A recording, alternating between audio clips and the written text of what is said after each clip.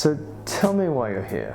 Well, I just feel like lately I might have let myself go a little bit and perhaps should spend a little bit more time looking after my health. Yes. Well, you obviously need to learn to love yourself before you can take care of yourself. So we'll need to spend a bit of time looking at the underlying issues and the reasons as to why you hate yourself so much.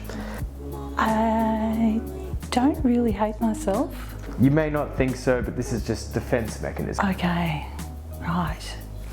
It's a deep sense of self-loathing that all of my clients have. So we will get to the bottom of it. It'll only take 1 or 2 years of weekly sessions, naturally. Why don't you just begin by telling me everything you can about your childhood, and then we might start with your family, starting with your paternal great-grandmother. You're the expert. Welcome to Thursday Therapy. The question we're answering today is about dealing with deeper issues.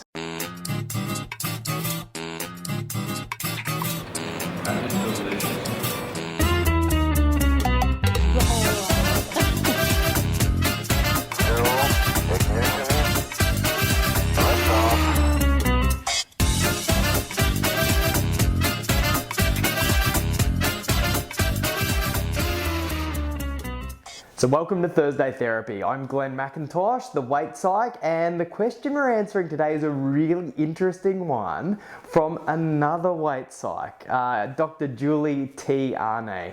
Now, I had the pleasure of meeting Dr. Julie probably less than a month ago, and wow, what a meeting.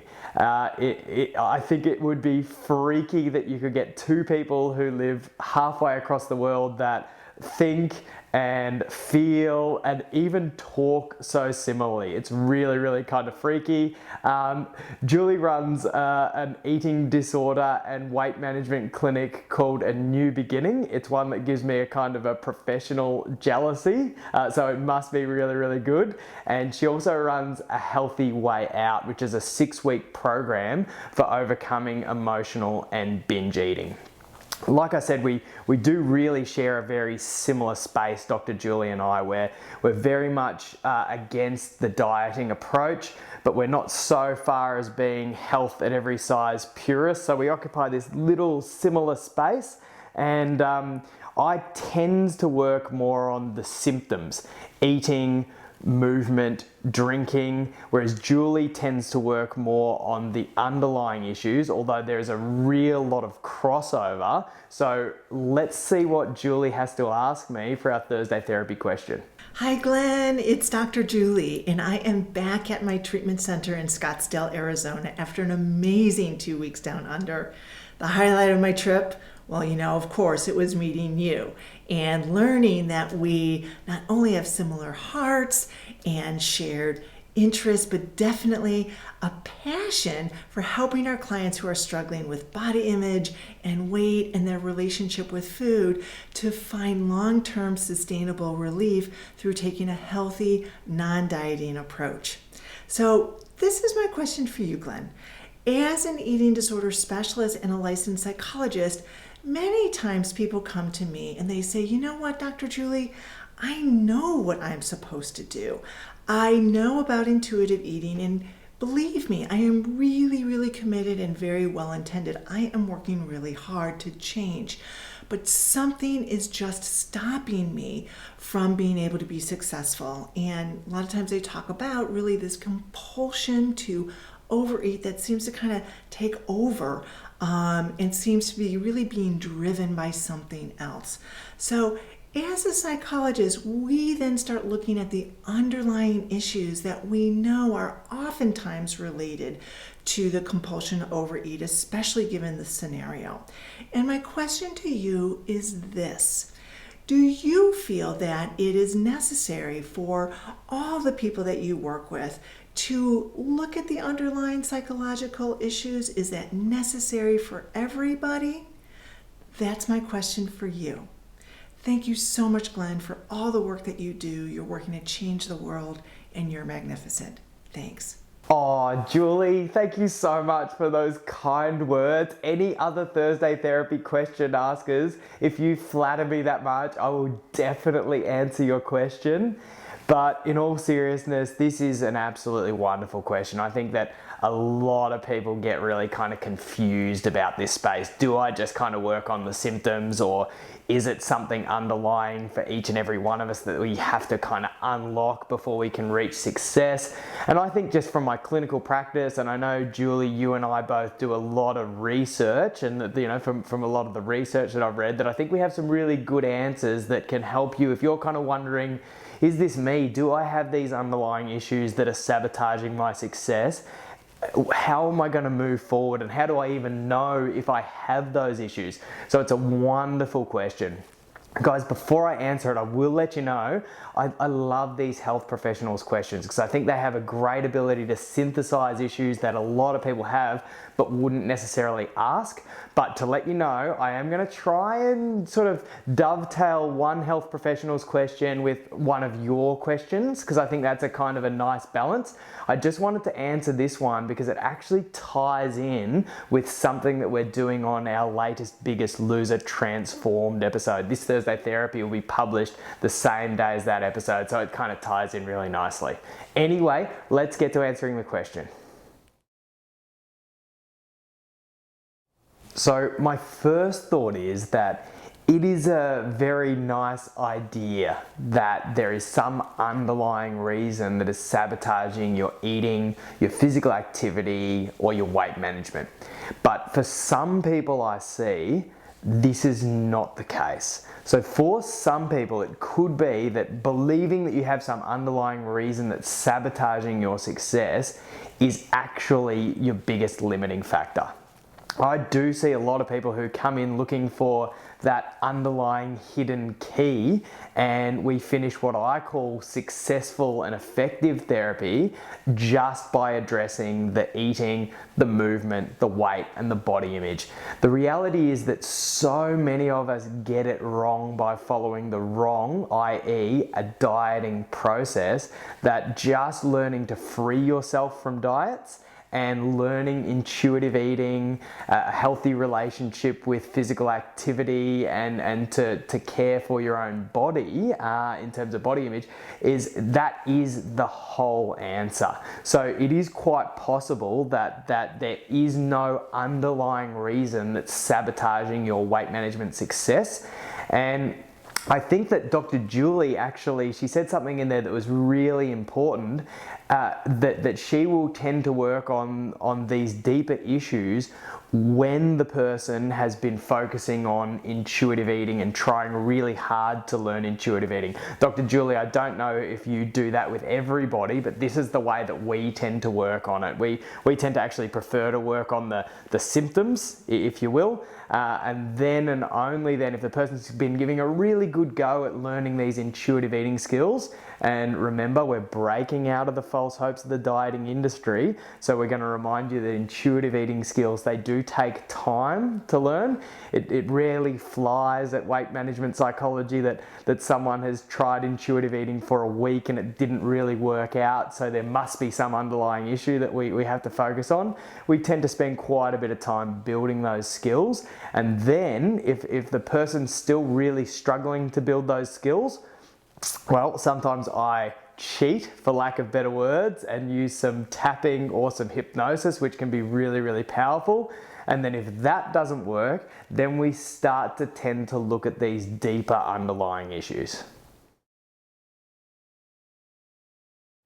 Now, I've already said to you that a lot of people don't necessarily have these underlying issues that are sabotaging their success, but of course a lot of people do. So how do you figure out if you're one of them? Now, the only surefire way would be to see a psychologist, and if you can, I would highly recommend that you find a psychologist like Dr. Julie or like myself, who is skilled in clinical and general psychology as well as the weight management stuff. And that will really help you guys together kind of tease apart how do we need to work on this? Where do we start first? Do we do it simultaneously? And help you make sense of that. But of course, I'm going to try my very best to give you some ideas that you can start to figure out whether this self-sabotage applies to you or not.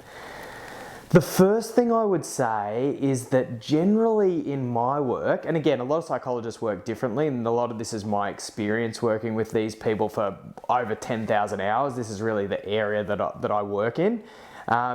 In my experience, a lot of people, if you do have an underlying reason, you know.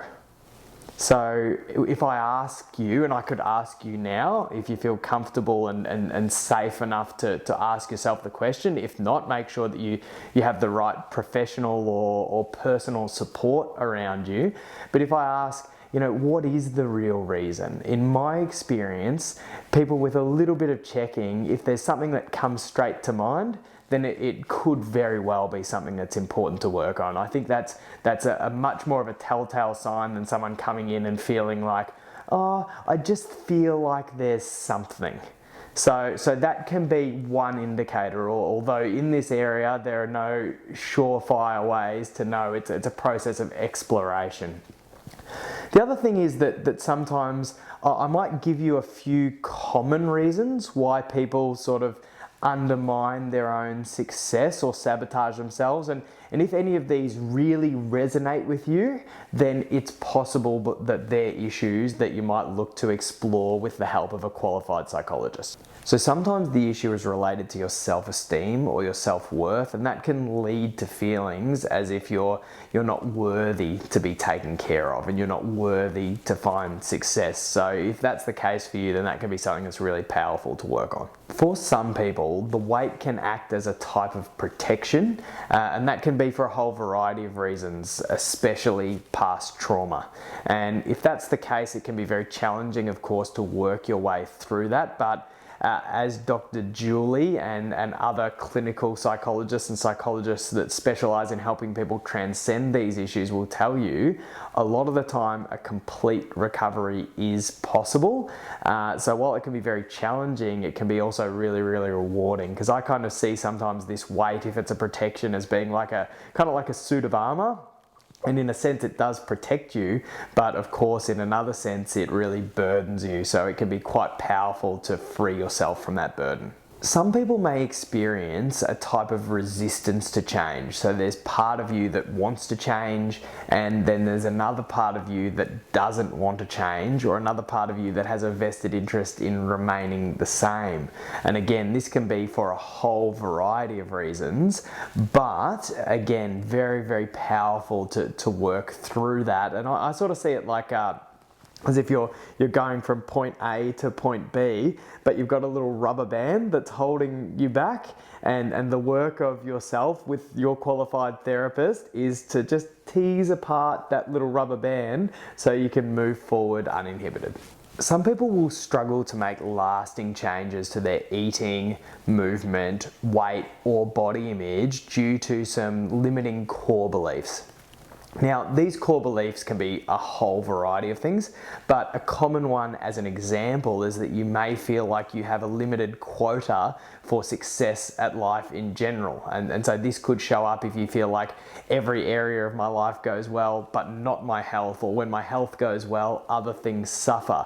And this can be a truly powerful limiting belief, as can all of these limiting beliefs. It might help you understand that you can really do or be or have anything you want. So I kind of think with working on these limiting beliefs, it's great to do if it affects your weight management, but sometimes it's just great to do in general. So for some people, it can be important to look at your attachment style. That is your beliefs around relationships and the way that you interact with other people. Because for some people, having relationships that don't work very well, or being worried that they will change as you take better care of yourself, either the relationship might not be so functional and it will get worse, or you're concerned that the relationship will get better and you're not sure how you're going to deal with that. If these are issues that kind of resonate with you, you should probably have a look at your attachment style and see if you can make a plan for how you're going to deal with the potential changes in your relationships as you begin to take better care of yourself. So if some of this stuff really resonated with you, my very strong recommendation, if possible, would be to seek the help of a registered psychologist.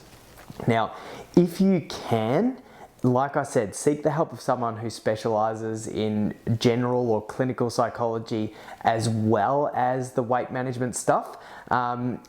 Or if you can't do that, I really find it very useful. I actually work with some clinical psychologists and some psychiatrists, and they take care of some of the more deeper issues, and I work on the more symptomatic issues, which are more my cup of tea, and that works really, really well. So you could definitely do that. The thing I think to remind yourself is that it's kind of this very psychological cliche that once we overcome the underlying issue, then the behaviors will just transform themselves. And in my experience, that doesn't happen. So I know that Dr. Julie and definitely myself, we will still want to work on the symptoms, because sometimes even if you take care of the underlying causes, if there are some beforehand, as we know with problematic behaviors, if you will, sometimes they start for a reason and they just continue for force of habit. So don't think if you have to work on these underlying reasons that will then magically transform your behavior. There will probably still be a bit of work to do at the other end, where you have to develop a positive relationship with food and movement and your body.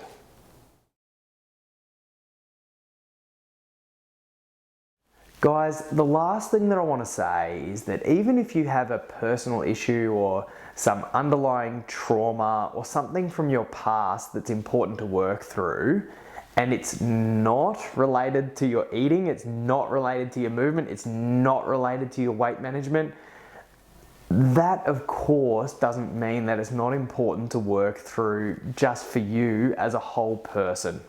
I'm constantly going to be encouraging you to zoom out from the number on the scales, and even zoom out from your relationship with food and your relationship with movement and your body image, because the reality is that you're more than that. So even if you have identified some issues that are really important to work through, even if they don't really relate to your eating or your movement or your weight, I'd really encourage you to work through them anyway.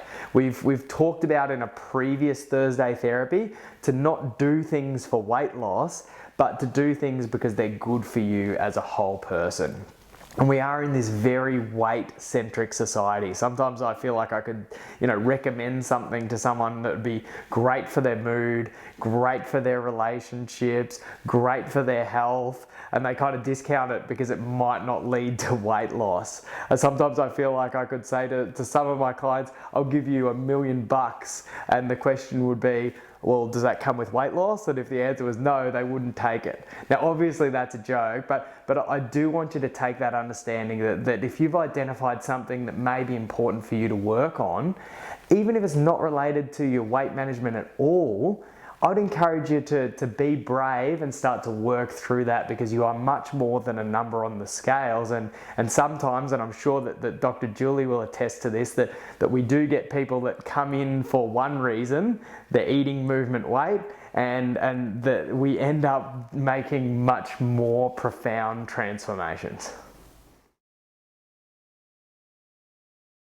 So guys, thank you for being with me for another Thursday therapy. This has been a bit of a deeper kind of Thursday therapy, so if this has raised anything for you that you're not 100% sure that you can deal with well yourself, please know that you're not alone. and find the support of somebody, whether that's a friend or a family member, whether it's your doctor, or whether it's a qualified therapist that you feel comfortable with. Of course, as psychologists, we always want to help, but our first mandate is we don't want to cause any harm. So please, if you need to, do whatever you can to take care of yourself. And for a lot of people, I would encourage you, if you are going to take this journey into dealing with some deeper issues, you really need to have the support of a qualified mental health professional on your team.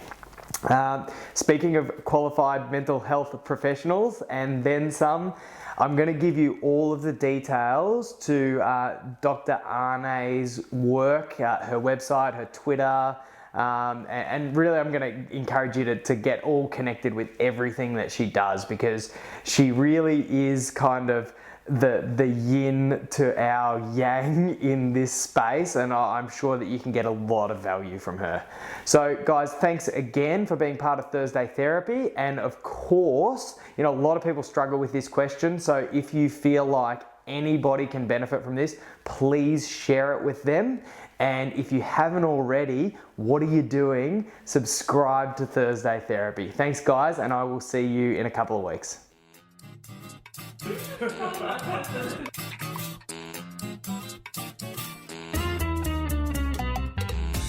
Alright, so what are we working on? Well, I've got a bit of an issue with my weight, and I really think that it's probably, there are some issues in my past that I really feel need to be explored and looked at more closely. Don't worry about all that rubbish.